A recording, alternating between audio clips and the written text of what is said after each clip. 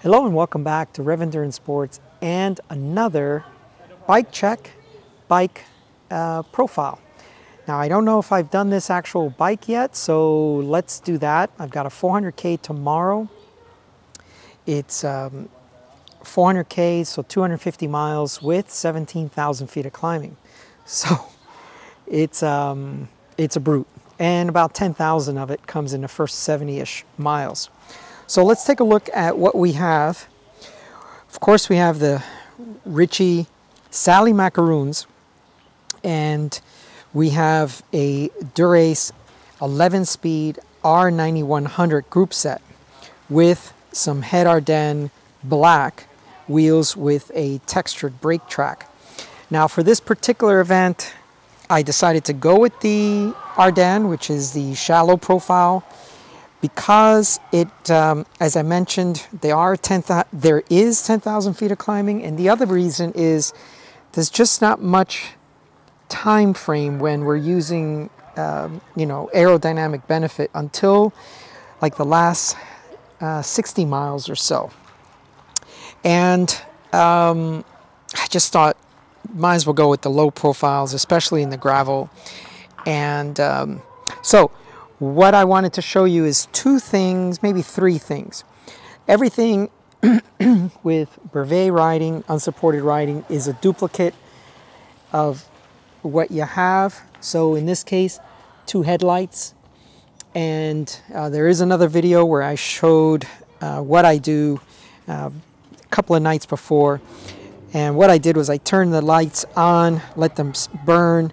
I put the mode I wanted, the program I wanted, and then just let them burn until they finally went out.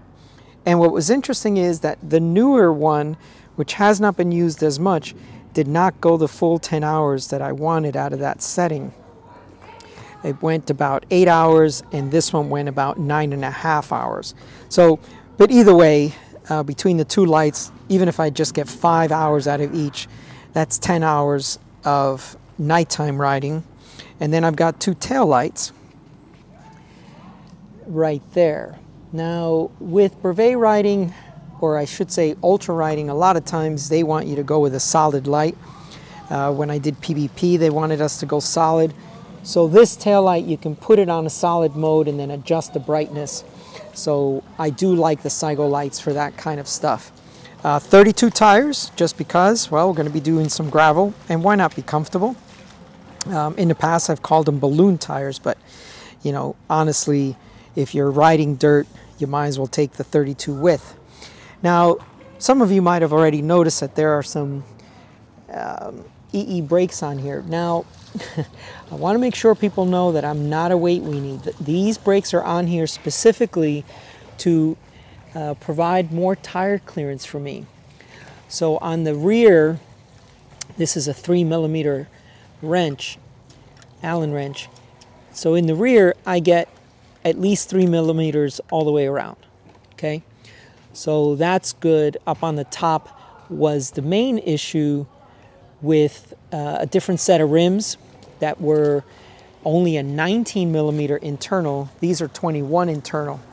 And then in the front, there is so much space, it's ridiculous. So in the front, you easily have, this is a 5mm Allen wrench, and you easily have 5mm of clearance, especially on the top, but also on the sides. So the eeBrakes are on there just for increased tire clearance, so I can run 32 tires, because there's plenty of space in the chain stays and seat stays for the 32 tires. You can see all that space right there. And trying to get it to focus in, that's kind of hard. It's not as smart as our eyeballs are.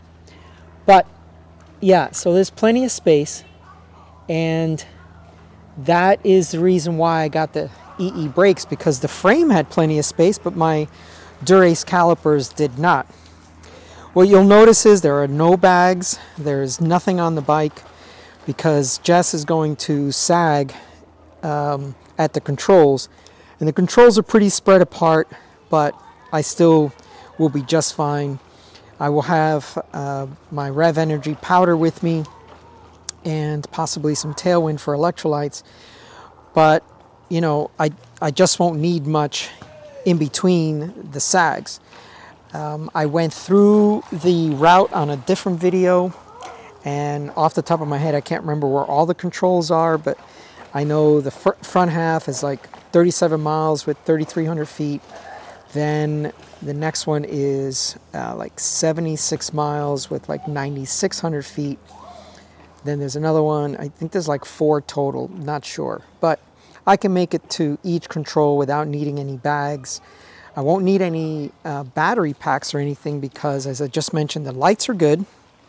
The Garmin 1040 has incredible battery life.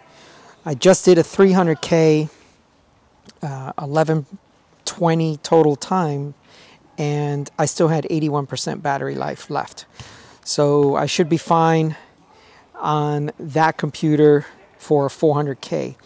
Last year I had top tube bag, I had a bag underneath here on my 400K just because I you know, it was more unsupported and I was taking a lot more solid foods with me, but I won't need that this year. But yeah, there it is. Oh, okay, yeah, gearing 5236 with 1132. So I don't normally ride a mid-compact crank, but I don't know. I think it's a good idea for an event like this with 17,000 feet. I'm pretty sure that the last few climbs or last few rollers are really going to hurt when you're just dog tired.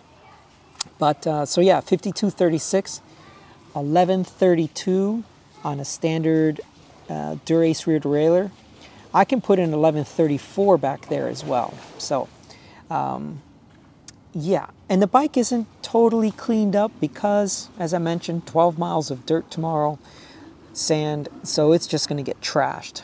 But for those asking about that 32 tire clearance, it really just depends on the inner dimensions of your rim and the outer dimensions of your rim so that you can get a squattier tire, wider tire, and then you'll have plenty of space to fit inside your fork and your seat stays and chain stays.